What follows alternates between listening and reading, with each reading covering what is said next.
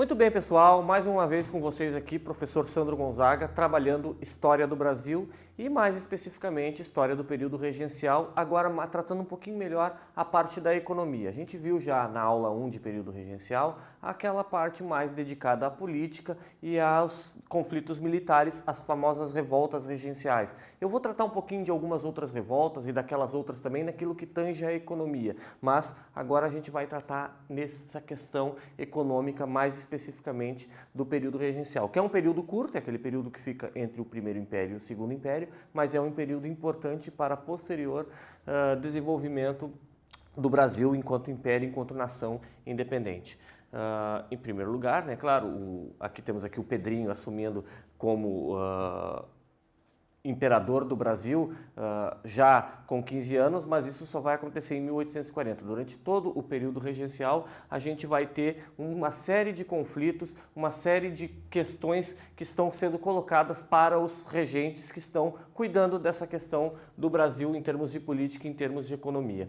Como é que a gente tem que pensar a economia no período regencial? Como é que a gente pensa a economia do Brasil? Sobretudo numa fase de crise econômica. O Brasil está em uma crise profunda. Primeiro lugar, o esgotamento das jazidas de ouro, o esgotamento das Minas Gerais, né, do período aurífero, lá do período do ciclo do ouro que vocês viram com o professor Fabrício, ele acabou já no final do século XVIII, já não tem mais de onde retirar esses metais preciosos, ou seja, o Brasil não tem mais como retirar essa fonte de renda das suas minas. Eles acabaram no final do século XVIII, isso é um dos fatores dessa crise. Os altos custos para manter a corte joanina. Quando o Dom João trouxe a corte para cá em 1808, correndo do Napoleão lá na Europa, ele trouxe todo o aparato administrativo e burocrático que serve para administrar um país. E não foi só isso, ele trouxe também todos os nobres, não foi só a família dele, foram todos os parentes próximos, todos os nobres mais amigos. Vocês sabem que a nobreza, ela não trabalha, ela tem que ser sustentada pelas outras classes sociais e claro que isso recai principalmente na burguesia brasileira e, sobretudo, nas classes populares, que são aquelas que trabalham. No caso do Brasil, né, a gente está vivendo ainda o período da escravidão. Então, essa crise econômica ela está muito relacionada também ao sustento dessa corte parasitária aqui no nosso território nacional a partir de 1808. Eles vão embora, mas a crise continua. O Dom João ele promoveu várias guerras, uma delas, a mais importante, a Guerra de Anexação à província Cisplatina, que é o atual Uruguai, já fez parte do Brasil. Isso custa dinheiro, empreender uma guerra, ela é cara para quem perde, mas ela também é cara para quem ganha. Então tu tem que pagar os mercenários que vão te ajudar, os teus militares, tu não consegue fazer isso sozinho nesse período, os exércitos nacionais eles não estão tão bem constituídos assim, então custa muito caro empreender essa guerra. Além disso, tem várias outras guerras, várias outras revoltas no território nacional, tanto no período de Dom João quanto no período de Dom Pedro. E essas revoltas elas também custam caro, porque para reprimir essas revoltas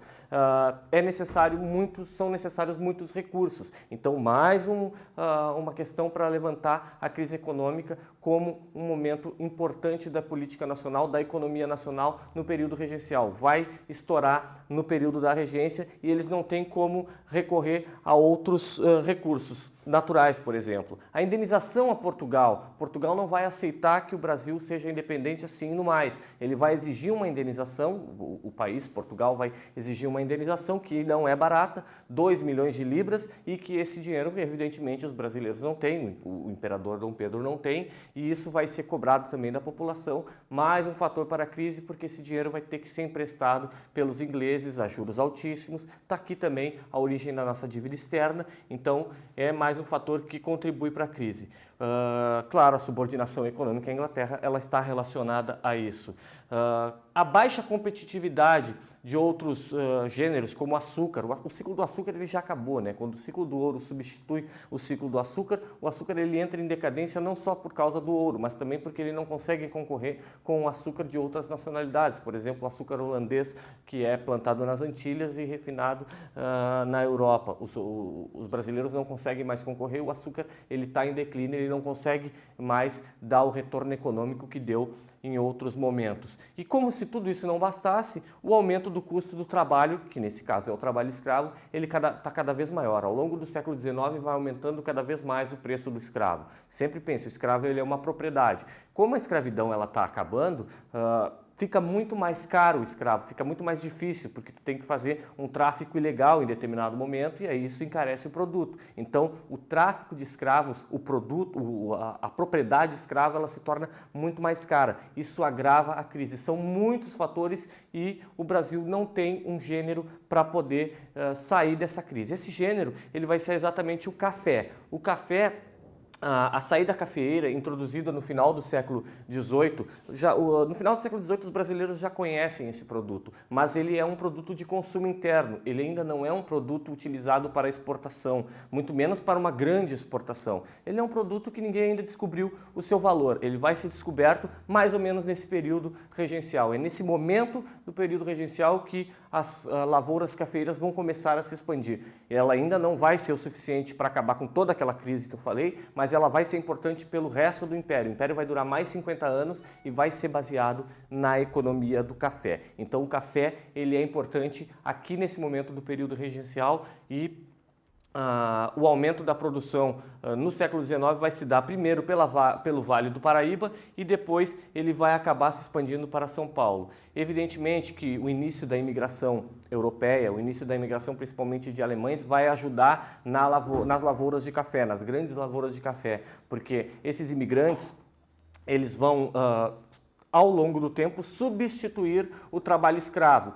O Brasil ainda é escravocrata. Até 1888 a escravidão não acaba, mas ao longo do século a escravidão vai ficando cada vez mais difícil de ser sustentada pelas elites escravocratas. E os imigrantes que já começaram um pouquinho antes do período regencial a entrar no Brasil vão ser parte importante, parte social importante nessa modificação da estrutura do trabalho, na estrutura econômica do Império.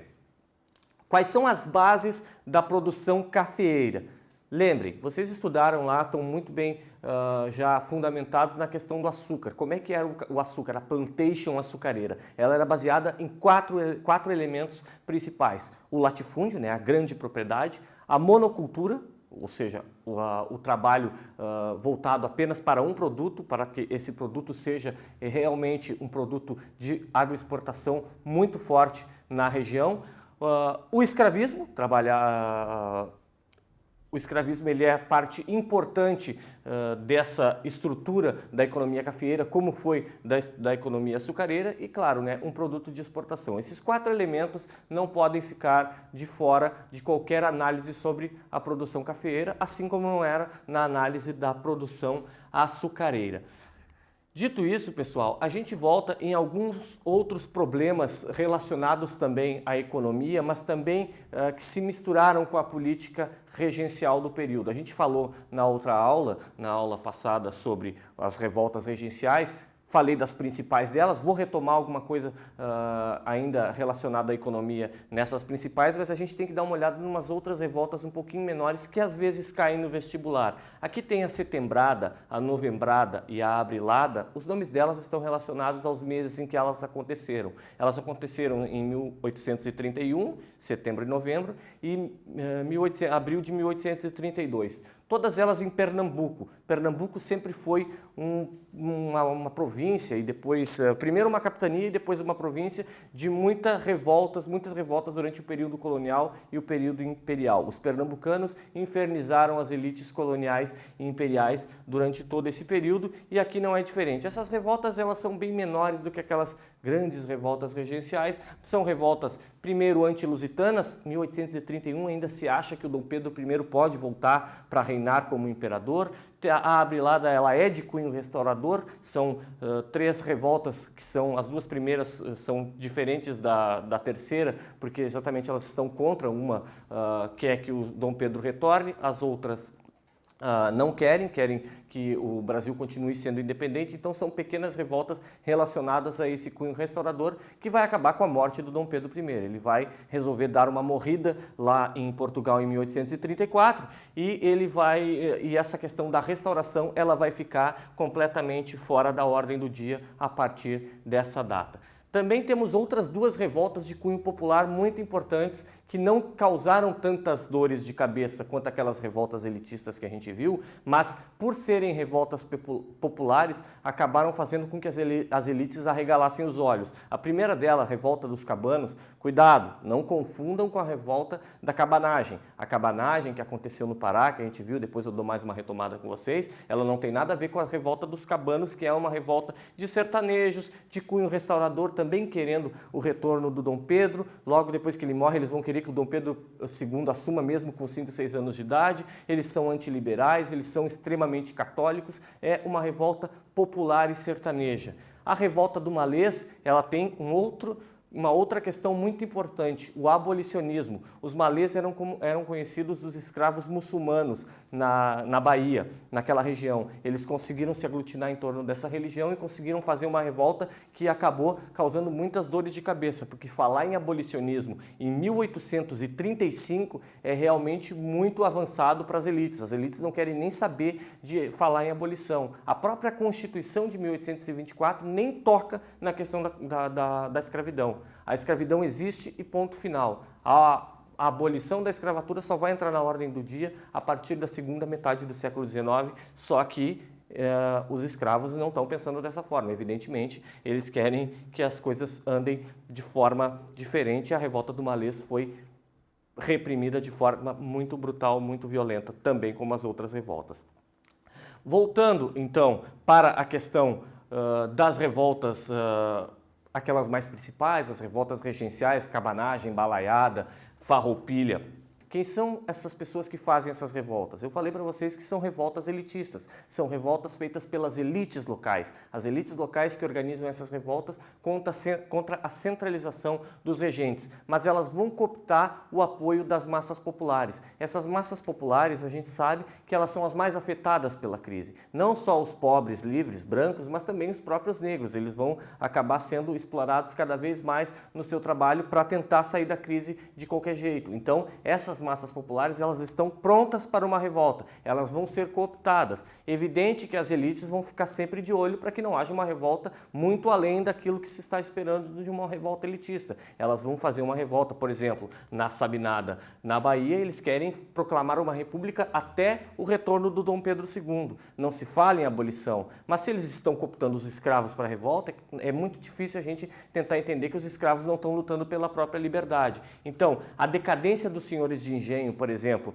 na Bahia, onde o açúcar sempre foi muito forte, vai fazer com que eles tragam essas populações mais pobres, essas populações mais populares, mas realmente que estão sofrendo mais com essa crise, para a sua própria luta. Na cabanagem, também era no Pará, no norte, tanto na cabanagem quanto na balaiada, que é no Maranhão, são pequenas propriedades e até grandes propriedades que estão em decadência muito pior. Lá nem o açúcar foi tão forte na época da colônia quanto foi no litoral do Nordeste, na Bahia, por exemplo, numa capitania como Pernambuco. Então, naquela parte do país, temos produtos como algodão, criadores de gado, arroz, feijão, mandioca, alguns produtos que não conseguem fazer com que esses senhores retomem a sua primazia, retomem a sua primazia política, sua primazia econômica sobre a região. Eles estão em crise e vão trazer essas populações para ajudar nessas revoltas. A farroupilha, sim,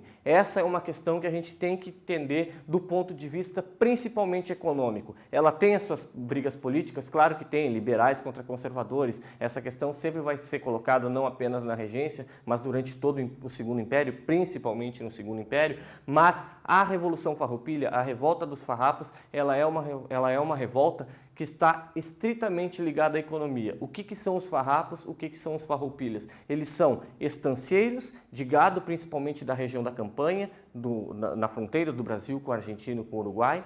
Eles têm muitas fazendas, muitas cabeças de gado nos 3 países, então esse gado ele pode transitar pelos 3 países dentro da mesma fazenda, pelo mesmo dono, só que para te trazer o gado da Argentina para o Brasil, por exemplo, tu tem que pagar impostos, e esses impostos encarecem o produto, e eles não querem mais pagar esses impostos e o Império não quer retirar esses impostos. Então estoura essa guerra entre os farrapos e os regentes, e não é só isso, o próprio gado platino, o charque platino, o gado ele é utilizado nessa época principalmente para o charque, né, pessoal? O charque ele é a base da ração da comida dos escravos. Então o charque gaúcho, o charque rio-grandense não consegue concorrer com o charque com a carne uruguaia e argentina de melhor qualidade, e principalmente porque eles não têm impostos colocados na tarifas alfandegárias colocadas pelo Império. Esse é o motivo principal da revolta dos farrapos, que vai durar 10 anos, vai ser a revolta regencial que vai ultrapassar inclusive a regência acaba em 1840 e só vai ser resolvida em 1845 e com um acordo entre as elites imperiais e as elites farroupilhas. Chegando no regresso conservador, essa questão econômica ela vai ser colocada principalmente pelas elites regenciais, pelas elites centrais, e a questão política ela é retomada na forma de um regresso conservador. Se até 1837 a gente tem uma descentralização do poder, ou seja, um poder liberal dando maior autonomia para as províncias, o que permitiu que essas províncias se revoltassem também, agora a partir de 1837, com o Araújo Lima, que vai ser o regente, o governo central vai tentar centralizar novamente o poder nas suas mãos. Então a regência do Araújo Lima, além da repressão às revoltas e o acordo com as elites locais, eles vão também influenciar toda a produção do café. Eles vão destinar toda a produção do café, todos os recursos da nação para a produção do café. O próprio acordo com as elites farroupilhas está dado nesse sentido. O charque gaúcho vai começar a alimentar mais ainda a população escrava, porque as lavouras têm que crescer e a economia tem que crescer à base do café e à base do trabalho escravo. Então, a partir desse momento, a centralização do poder ela é dada com a consolidação da economia cafeeira. Nós temos aqui também uma foto do Barão de Caxias, que é o principal militar responsável por sufocar essas revoltas no período regencial. Então, aqui a gente já tem uma foto já moderna de 1882, moderna para o nosso período, evidentemente. A regência ela termina em 1840 com a figura do Dom Pedro. Essa era o único elemento que faltava, uma figura simbólica para finalmente centralizar o poder nas mãos do Rio de Janeiro, nas mãos do poder central. E aos 14 e 15 anos de idade, dos 14 para 15 anos, o Dom Pedro ele é alçado à condição de imperador do Brasil. Dom Pedro II entra agora no imaginário popular, no imaginário da nação, como o construtor da nação. Durante 50 anos ele vai permanecer no poder, baseado na economia cafeeira e baseado na centralização política. Dito isso, pessoal, a gente encerra esse período de política regencial. A partir de agora, o Dom Pedro tem um longo período pela frente e vocês vão ver com o professor Paulo Almeida como se desenvolveu o Império nessa segunda metade do século XIX até a proclamação da República. Vejo vocês lá no período republicano, na ditadura militar. Bom estudo, até mais.